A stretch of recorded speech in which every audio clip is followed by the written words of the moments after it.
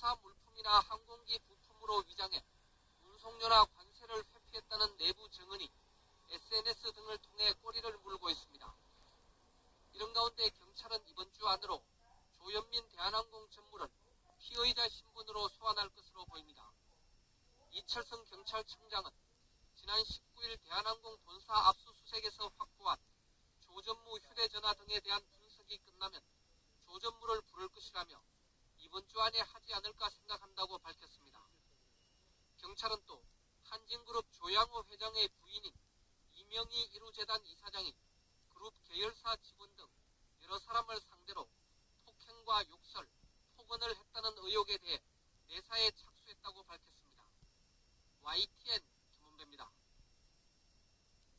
한진그룹 조양호 회장의 부인 이명희 이루재단 이사장으로 추정되는 인물이 공사 현장에서 여성 작업자를 잡아 끌고 밀치는 장면이 담긴 동영상이 공개됐습니다. 이명희 이사장이 운전기사와 가정부, 직원 등에게 일상적으로 폭언했다는 증언이 나오고 있는 가운데 갑질 동영상이 공개되기는 처음입니다. 이명희 이사장으로 보이는 여성은 공사가 진행 중인 건물 옥상에서 흰색 안전모를 쓴 여성 작업자에게 다가가 얼굴에 삿대질을 하고 심하게 나무라는 몸짓을 했습니다. 남성 작업자가 황급히 중년 여성을 뒤에서 잡고 말렸지만 오히려 중년 여성은 남성 작업자가 가지고 있던 종이 뭉치를 빼앗아 바닥에 내팽개쳤습니다. 제보자는 이 영상이 2014년 5월 그랜드 하얏트 인천 호텔 공사 당시 촬영한 것이라고 밝혔습니다. 여성 작업자는 협력업체 직원이며 이날 보고 과정에서 이 이사장에게 지적을 받는 상황으로 안다고 밝혔습니다. 복수의 대한항공 직원은 동영상 속 중년 여성이 머리 모양과 의상, 몸짓 등으로 보아 이명희 이사장이 맞다고 확인했습니다. 한국GM노사가 법정관리 운명 결정 시한인 운명의 날에 극적으로 잠정 합의를 이끌어냈습니다. 최악의 법정관리도 피했는데요. 노조의 찬반 투표를 통과하면 한국GM의 경영정상화는 급물살을 탈 것으로 보입니다. 임승환 기자입니다. 14차례에 걸친 치열한 협상 끝에 한국GM 노사가 극적으로 잠정 합의를 도출해냈습니다. 지난 2월 7일 첫 상견례 이후 75일 만입니다. 밤샘 물밑 협상과 오전 14차 교섭을 거치면서 돌파구가 마련됐습니다. 최대 쟁점인 군산공장 노동자 680명의 고용 보장에 노사가 합의한 겁니다. 추가 희망 퇴직과 전환 배치를 시행하고 4년 무급휴직은 사실상 해고와 다름없다는 노조 주장에 따라 시행하지 않기로 했습니다. 노조도 한발 양보했습니다. 경영 정상화를 위해 임금 동결과 성과급 미지급에 동의했습니다. 또 단협 개정을 통해 법정휴가, 휴가비, 상여금 지급 방법, 학자금 등 일부 복리후생 비용을 절감하기로 뜻을 모았습니다.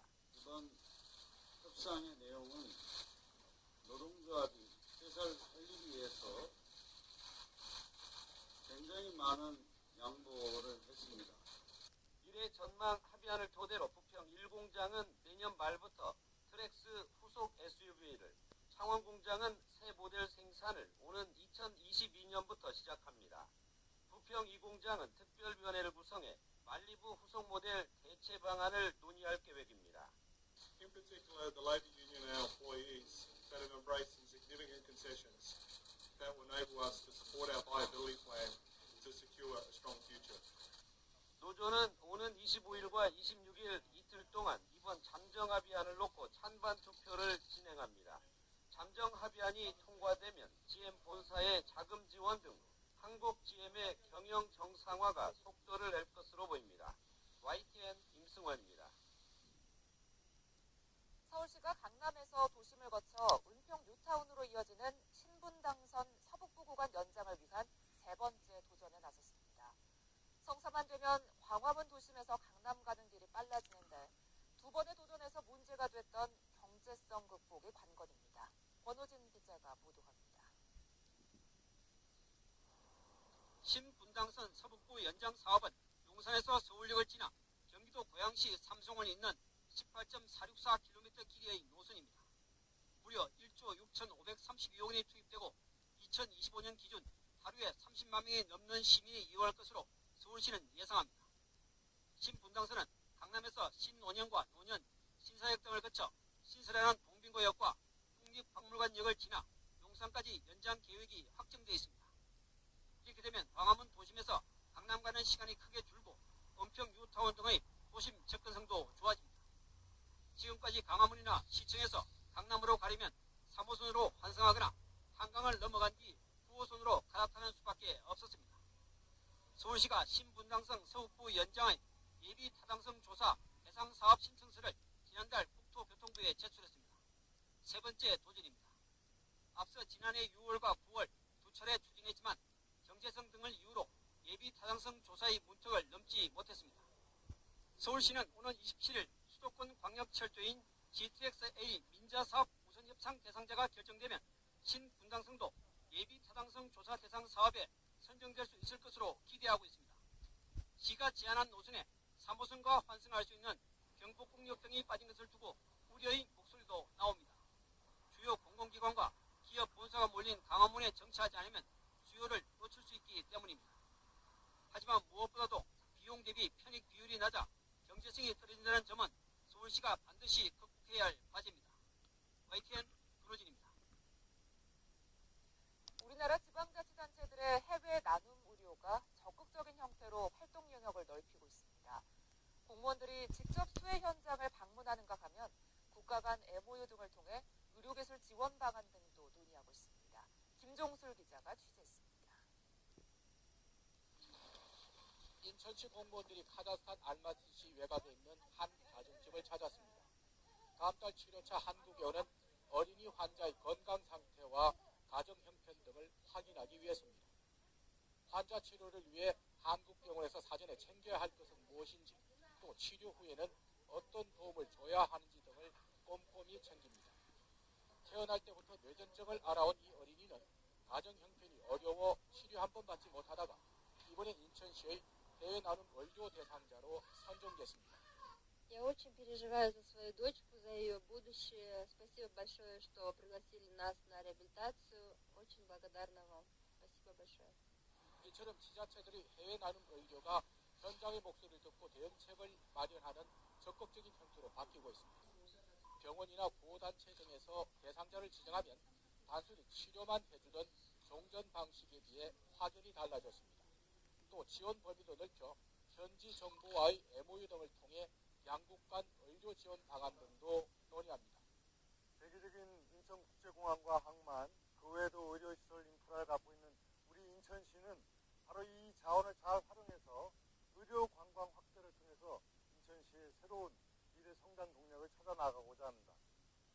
우리나라의 해외 나눔 의료는 지금까지는 민간 부분 활동이 대부분이었지만 최근 지자체들이 동참하면서 활동 영역이 점점 더 넓어지고 있습니다. 해외 나눔 의료는 의료 부분에서의 부족한 부분을 국가들끼리 서로 채워주는 겁니다. 그 나눔이 크면 클수록 다른 부분에서의 교류도 더 활발해질 수 있습니다. 카자흐스탄 알마티에서 YTN 김종순입니다. 밤사이 빗줄기가 약해졌습니다. 강한 비구름대가 동쪽으로 이동하면서 서울 등 수도권 지역은 비가 그쳤고요. 제주도와 영남 해안에 내려졌던 호우특보도 모두 해제됐습니다. 지금은 강원과 충청 이남 지방에 약하게 비가 이어지고 있습니다. 오늘 오전에 비가 대부분 그칠 것으로 보이는데요. 동해안은 오후까지 비가 이어지겠습니다. 그 사이에 경남 해안과 제주도에는 10에서 30mm, 강원과 충청 이남 지역은 5에서 10mm의 비가 더 오겠습니다. 비가 내리며 쌀쌀했던 어제와 달리 오늘은 비가 그친 뒤 날씨가 풀립니다. 오늘 서울 낮 기온은 26도로 어제보다 5도 이상 높겠고요. 내일은 22도까지 높아지면서 다시 따뜻한 봄 날씨를 되찾겠습니다. 오늘 아침에는 습도가 높아서 일부 지역에 안개가 짙게 끼겠습니다. 낮에는 비구름이 물러가고 점차 맑아지겠는데요. 하지만 영남 해안 쪽으로 여전히 바람이 강하게 불 것으로 보입니다. 현재 기온은 어제 아침과 비슷합니다. 서울의 기온이 9.4도, 부산 11.2도 여부도 관심사가 됐습니다. 김지성 기자가 보도합니다.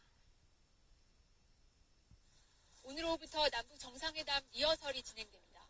오늘은 판문점에서 우리 측만 따로 리허설을 하고 내일은 김창선 단장 등 북측 선발대가 참여하는 남북 합동 리허설을 실시합니다. 회담 하루 전날인 26일엔 우리 공식 수행원 6명이 참가하는 최종 리허설을 통해 준비 상황을 마지막으로 점검하게 됩니다. 이날 남북이 합의한 최종 세부 일정도 모두 공개됩니다. 1, 2차 남북 정상회담에선 김정일 국방위원장의 배우자는 어디에서도 볼 수 없었지만 이번 회담에선 김정은 국무위원장의 부인 이설주 여사가 함께 올 가능성도 대두되고 있습니다. 북한이 최근 최고 지도자의 배우자로서 이설주 여사를 부각시켜 정상국가임을 선전하고 있기 때문입니다. 이설주 여사는 지난달 김 위원장이 중국을 방문했을 때도 함께 공식 일정에 참석했고 우리 대북 특사단 만찬에도 함께하는 등 최근 주요 남북 교류 행사에도 모습을 드러냈습니다. 이 때문에 이번 정상회담에서도 이 여사가 동행할 것이란 관측에 무게가 실립니다. 처음으로 남북 부부 동반 공식 환영 만찬이 되는 것은 물론 첫 남북 퍼스트레이디 회동도 진행될 수 있다는 얘기입니다. KBS 뉴스 김지선입니다. 이번 회담은 27일 오전에 시작돼서 하루 종일 이어집니다. 김정은 위원장이 군사분계선을 넘어서 내려오기 때문에 우리 측에서 환영식을 열어주기로 했습니다. 이어서 김기현 기자입니다. 남북이 판문점에서 열린 3차 실무회담에서 정상회담 의전과 경호, 보도 관련 내용에 최종 합의했습니다. 먼저 문재인 대통령과 김정은 북한 국무위원장 간 첫 만남은 정상회담 당일 오전에 이루어집니다.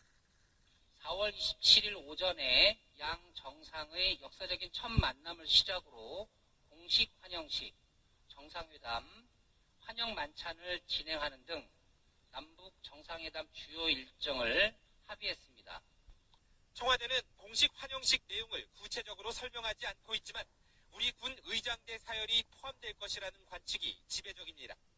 공식 환영식은 정상회담 상대에 대한 예우를 의미하는 것으로 2000년과 2007년 정상회담 때도 평양에서 인민군 의장대 공식 사열이 이루어졌습니다. 김정은 국무위원장은 판문점 북측 판문각부터 걸어서 군사 분계선을 넘어와 문 대통령과 첫 인사를 나누는 방안이 유력해 보입니다. 북측이 군사 분계선 넘어 판문각에 생중계 카메라 설치는 물론 기자들 접근도 허용했기 때문입니다. 회담 당일 환영 만찬이 잡힘에 따라 남북 정상은 하루 종일 비핵화를 비롯한 다양한 의제를 토론하고 문안 정리를 거쳐 밤늦게 공동선언 형태의 결과물을 발표할 것으로 예상됩니다. KBS 뉴스 김기현입니다. 미국은 이번 남북 북미 정상회담을 계기로 한반도의 완전한 비핵화를 기대하고 있습니다. 그렇다면 이 목표가 달성되지 않을 경우 미국은 언제라도 북한에 대해 과거와 같은 냉랭한 자세로 돌아갈 수 있다는 얘기이기도 합니다. 워싱턴 전종철 특파원의 보도입니다. 백악관 브리핑에서 기자들은 트럼프 대통령이 트위터에서 북한과 비핵화에 합의했다고 했는데 이게 사실이냐고 집중적으로 물었습니다. 샌더스 대변인은 즉답은 피한 채 북미 간 협상의 초점은 완전한 비핵화라며 이를 위한 구체적 조치가 있어야 한다고 말했습니다. 특히 대북 압박은 계속될 것이라며 북한이 행동으로 옮기기 전에 섣불리 제재를 완화하지 않을 뜻임을 분명히 했습니다. We expect it not to just be mentioned in words, but there have to be concrete actions that take place towards total denuclearization of the peninsula. 북한이 핵을 쉽게 포기하지 않을 것 같다는 질문에는 과거 행정부의 실패를 반복하지 않을 것이라고 답했습니다. 이어 북한과의 협상이 잘 진행되고 있음을 내비쳤습니다. We're not naive in this process. We've seen some steps in the right direction, but we have a long way to go. 최근 트럼프 대통령이 북한과 잘해 나가고 있다. 또 좋은 일이 일어날 것이라고 밝혀온 것과 일맥상통하는 대목입니다. 매티스 국방장관도 북한과의 비핵화 협상에 대한 낙관론이 나오고 있는데 그 이유가 많다고 말했습니다. 미국 내 일부 우려에도 불구하고 북미 정상회담에서 비핵화의 전환점이 마련될 수 있다는 기대감도 높아지고 있습니다. 워싱턴에서 KBS 뉴스 전종철입니다. 문재인 대통령도 북한을 상대로 핵 폐기 필요성을 거듭 역설했습니다. 이 소식은 김영인 기자가 보도합니다. 북한이 풍계리 핵실험장 폐기 등을 선언한 것과 관련해 문재인 대통령은 성의 있는 선행 조치로 높이 평가한다며 남북 북미 정상회담의 성공 가능성을 높이는 청신호라고 의미를 부여했습니다. 북한의 핵 동결 조치는 한반도의 완전한 비핵화를 위한 중대한 시작이 될 수 있습니다. 문 대통령은 그동안 핵 동결 동결이 비핵화 대화의 입구라는 입장을 강조해왔습니다. 그런 만큼 남북 북미 정상회담에서 더 나은 성과에 대한 기대감을 담은 발언으로 풀이됩니다. 완전한 핵 폐기의 길로 걸어간다면